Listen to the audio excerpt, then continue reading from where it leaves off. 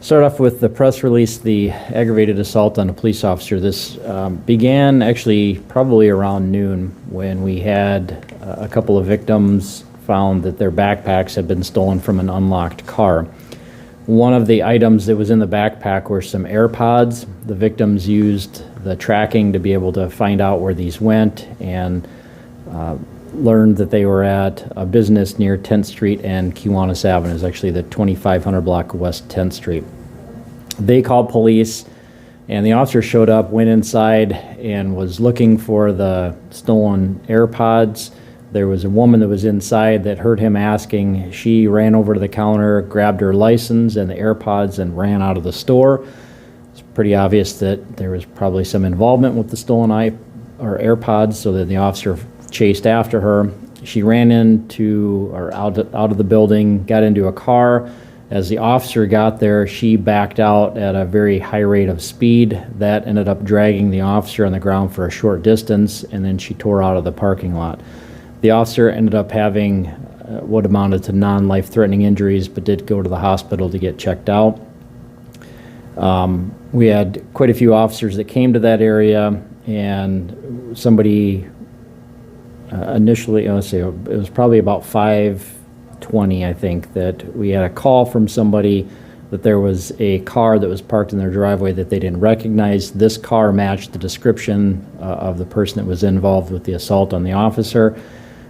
Turns out that car was also stolen and had some substitute license plates on it. Once they kind of convened in that area, we started getting information from other people. There was one person that said somebody was hiding in their garage.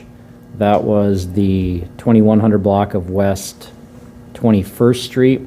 Apparently this woman was outside, somebody knocked, or was in the house, somebody knocked on the door and said that they needed to come in to hide from somebody.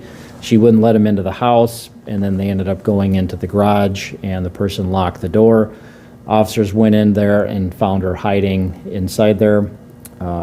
That was the passenger of the car. And then right around that same time, I think once they found the one suspect, somebody called in and said that somebody was in their house. That was in the 1200 block of Southwestern Avenue. And then the other suspect, the driver of the car, was found in that house. The passenger, let's see, I'll give you her name. Last name is Hawk, H-A-W-K. First is Cheyenne, C-H-E-Y-E-N-N-E. Middle is D-U-A-N. She's 40 from Fort Thompson. She was charged with, she had a warrant, obstruction, fleeing police, misprision of a felony, possession of stolen vehicle, and then controlled substance. I'll have to find out what that is, but I'm guessing probably meth. The driver of the car, her last name is Wells, W-E-L-L-S. First is Jonielle, J-O-N-I-E-L-L-E. Middle is Rose, R-O-S-E. She's 26 from Aberdeen. She was charged had a parole hold, had some warrants, burglary, possession of stolen property, possession of stolen vehicle, aggravated assault on law enforcement, obstruction, fleeing police, and reckless driving. Is there any update on how the officer is? The officer's condition, I didn't hear anything this morning. I don't think it was anything too terribly serious, but something where they needed some medical treatment on that. So I don't have an update yet today, though. Where was the driver located at? The driver was found in a house in the 1200 block of Southwestern Avenue. Do you know, was the officer released from the hospital? That I don't know. The reports that I saw said that he was taken to the hospital for treatment, but I don't know if he was released. I'm guessing he probably was, but I don't know that for sure. So only 2 people were in the car? 2 people were in that car, yep. And when the officer, he was, I guess, at that store and he saw the woman run out, was the passenger already in the vehicle? Yeah, I believe so. I think it was just the driver that was in the car, or I'm sorry, just the driver that was in the business.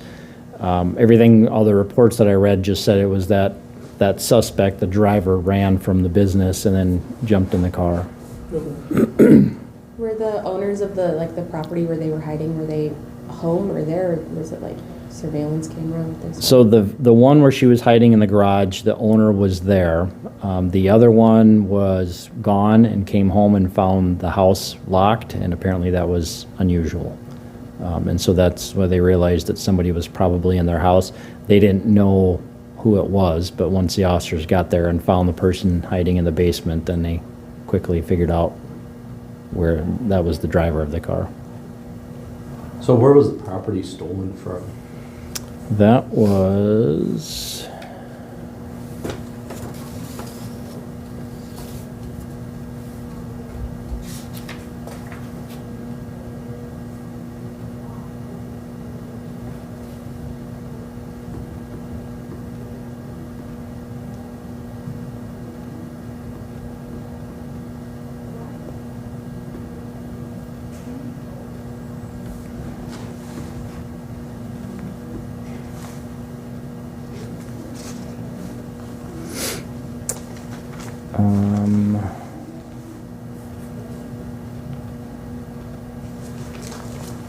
I think it was in the area of 12th Street and La Mesa Drive. Stolen out of an unlocked vehicle or house? Or? It was like vehicle, yeah. It was left unlocked. Let's see, it's actually 7600 block of West President Street. That's where it was. So they must, somebody saw that vehicle, the suspect vehicle, and then they were following it. So I think that's how they ended up near 12th and La Mesa.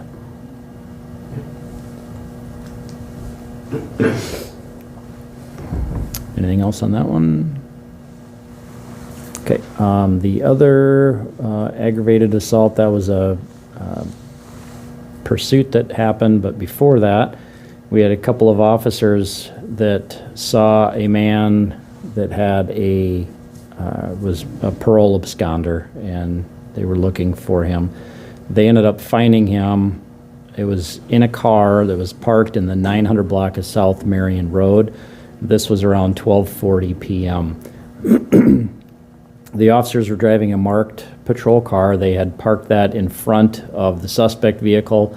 The two officers got out of the car and they went up to the suspect's car, and they were basically telling him that he needed to come out of the car, that he was going to be arrested. They rammed. There was two people. Let me see. I think there was, maybe we just had the one person.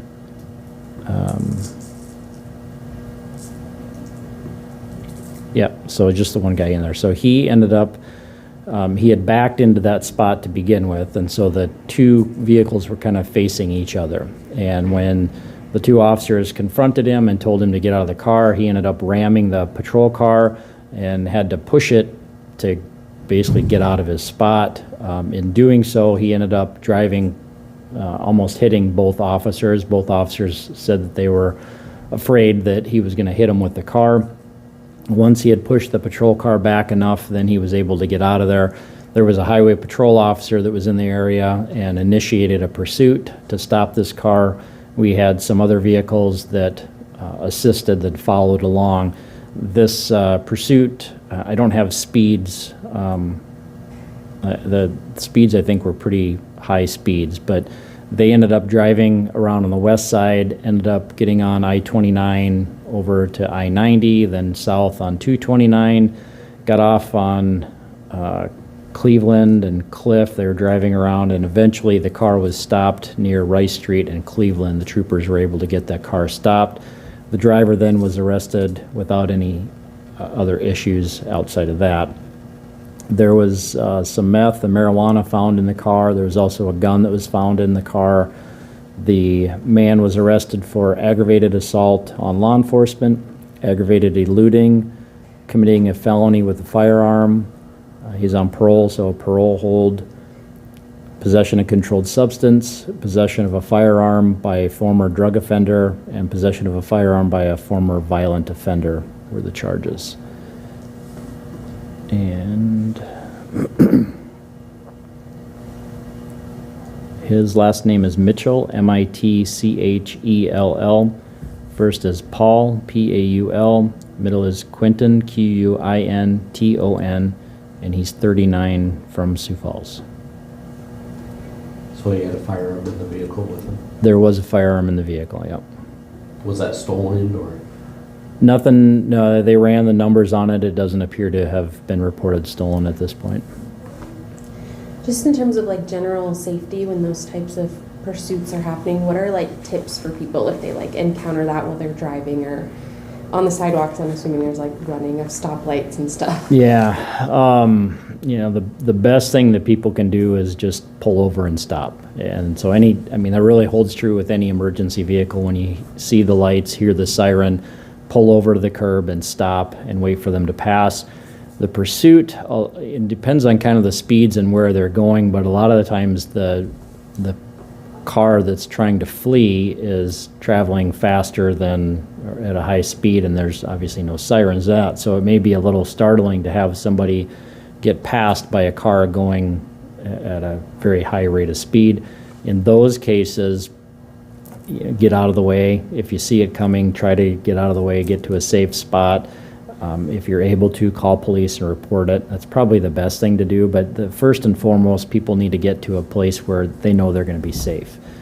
It's sometimes easier said than done, but slowing down, moving off to the side, and then of course if you hear the emergency vehicles, in this case the highway patrol or the police cars, you know that they're chasing this guy, so then pull over and stop and just stay out of the way.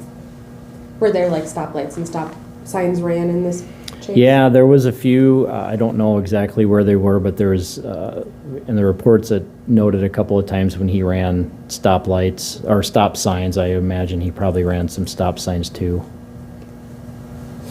Were any other vehicles hit throughout the pursuit? I think there was at least one that was hit. Let me see if I could find that. I don't have details on that, but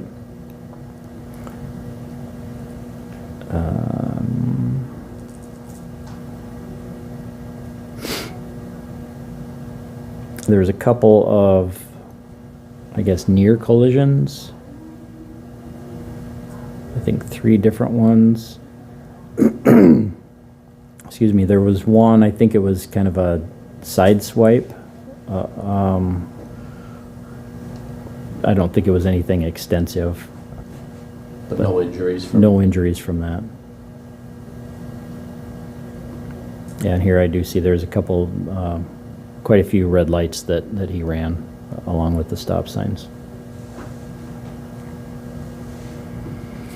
Anything else on that one? Okay, the other aggravated assaults are domestics and reports. The burglary, one of them was the person we talked about, the other was an apartment that was entered. Counterfeiting was a fake 20 that was passed. Disorderlies are just reports, a couple of phone calls, a couple involve juveniles. The embezzlement were cars that were loaned out. Family disputes were 1 report, 1 no contact violation. Frauds are ID thefts. Larcenies, most of those are shopliftings. There was a few other unlocked cars. No big quantities on any of the narcotics. The pornography is a report. The simple assaults were more domestics. That's it, unless you guys have anything else. Okay, thanks.